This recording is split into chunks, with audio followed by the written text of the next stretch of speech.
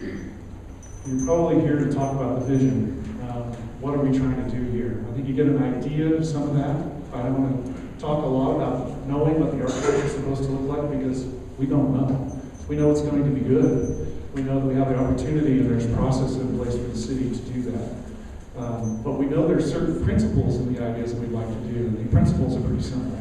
We'd like to park underground as much as possible, preserve the streets for access, a little bit of parking on the street fronts, and for pedestrians. We'd like to see retail and commercial on the first floors. The upper floors might be a combination of office or residential. What kind of office? Well, why office, why residential?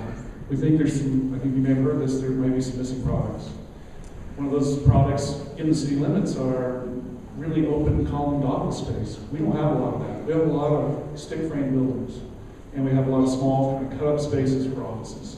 We have an opportunity to create spaces. Why do we want to create spaces for offices? They could be places for people to work. They could be places for our kids to come back. Where are they going to work? Are they going to come back here? Those are questions we ask. What about the residential? Well, if you have jobs for people like that, you may need a place for them to live, someplace they actually want to live. We don't know what they want all the time. And there's lots of variety that's available. The other thing that happens is we have empty nesters in town. Your kids have gone off to school, they're not here anymore. You're living in a 3,000, 5,000 square foot house. Maybe you don't really want to maintain the grass in the yard and all the things that go with it. You'd like to stay in Park City, but what are your options? Get a resort-based condo, something was designed for people that are just going to be here to ski. That's not really what we want. It's not vibrant. It's not part of our lifestyle. So our options are to stay where we live. What's that look like? Well, we submitted 2 different versions to the city to talk about what that looks like. These are just boxes. There's no articulation. There's no windows. There's no detail. There's no brick, no wood, no anything on it. But this is what we do as architects, planners, urban designers. We design space, think about the volumes, and we add and embellish the detail as we develop it. We know what the scale of that is. This was an idea of keeping everything roughly 4 to 6 stories. This one, there's a lot more notes on it. It shows a lot of variation. This is showing in this area 2 floors, 3 floors, 7 floors. These are for discussion. What are we trying to do? What are we trying to create? Why would I do this? Why would I make this taller on Kearns and this lower down here? Well, there's some reasons for that. The plan today says that we put all the height in the center away from the arterials. You want to open up the south as much as possible to get the sun into those spaces and start to create some activity. And so what it would do is it would allow these to be lower spaces in those and grow and build them up on the outside. I'm not saying this is the right answer. These are the questions we need to ask and the thoughts we need to have in order to make good decisions about what that space is going to be like. Now, nobody's really seen this other version. It hasn't been submitted, but part of our process is working with staff, working with the city. And this is a smaller density version. And we looked at it and said, okay, if you interpret the code this way, what do you get? Well, this is the density that you get. These are lower. This is still going to be tall. This is still 5, 6 stories over here. This one actually has one that's, we're trying to create some variation, but we're looking at 5 floors here. These are lower, and the reason for that is today they're a bunch of smaller pieces of property. And so when you look at their densities, one way to calculate it is shows it smaller. Well, this is in process. We haven't submitted anything. We're thinking about it. This is what happens. We get comments from planning, and we get comments from staff. We go back and interpret those things and figure out, well, what does that mean? How do we work with that? One of the things we realized is, we really didn't think that was all the best solution. So we submitted this all as one big NPD. We thought, wouldn't it be better if we could say, what if we could move some density around in this overall place to make it a better location? So we submitted all as one. Well, we thought, after looking at this, what if we could take this red area here, these buildings, and move them over here? They might be actually better buildings. We might create some interesting space. So that's what we've shown. So we're looking at all of these processes. And if you're curious, this is the process we go through, and this is why we're asking for the information now. What kind of things do you want? We created a short video. It's about a minute long of this scheme. And I'm sorry if you get nauseous, it kind of spins around a little bit on the computer, but it's all black and white. There's no architecture. They're not glass buildings. They're not concrete buildings. They're just boxes. So this will give you a sense of what that is.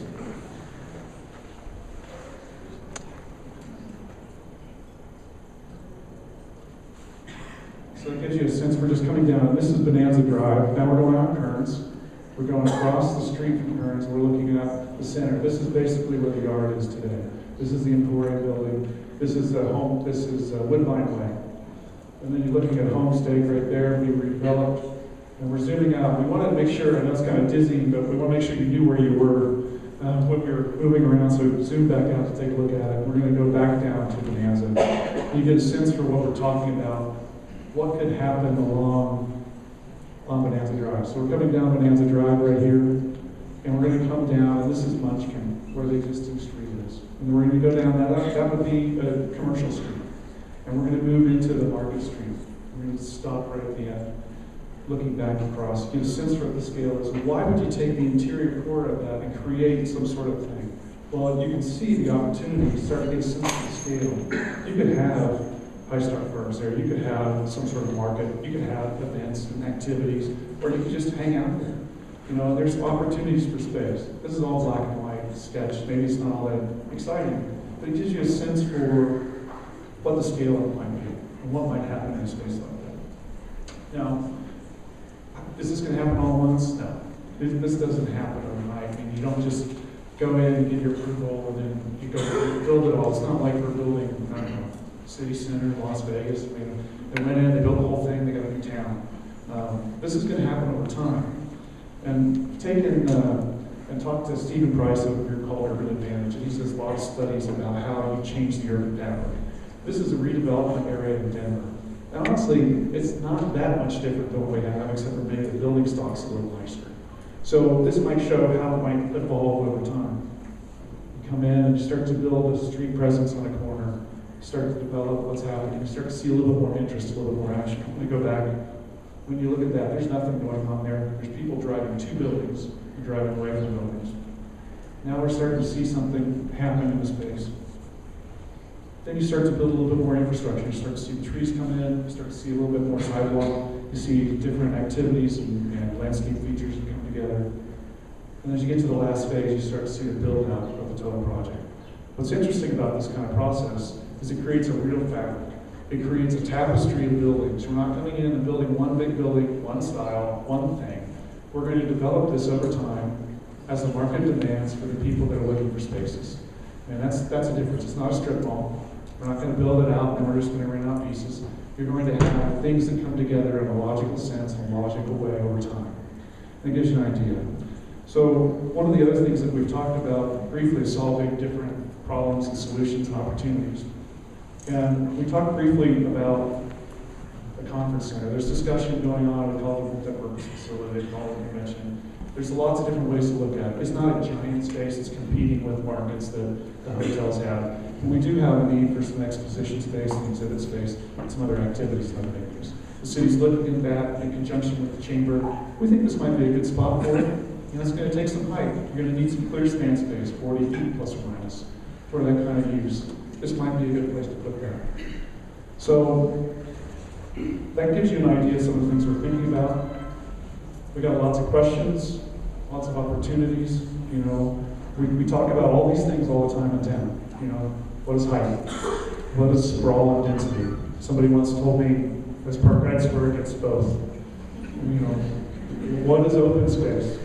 You know, how do we define it? What is community space? What is sustainability? You know, are we going to be that? Well, we have an opportunity to really set a standard and do those things here. The truth is, we want to do that. We really do. This is what we want to do, and I think the history of our process and relationship with the development team shows that that's what we've been doing. So that's the basic presentation. We have lots and lots of things we can talk about. I don't want to bore you, I don't want to lose your attention, but we'd like to start to get a sense for what your concerns, questions, support, unsupport, whatever things would happen. So I don't know if you want to join Mark, or I just want to listen, but I'm open to questions if you have any.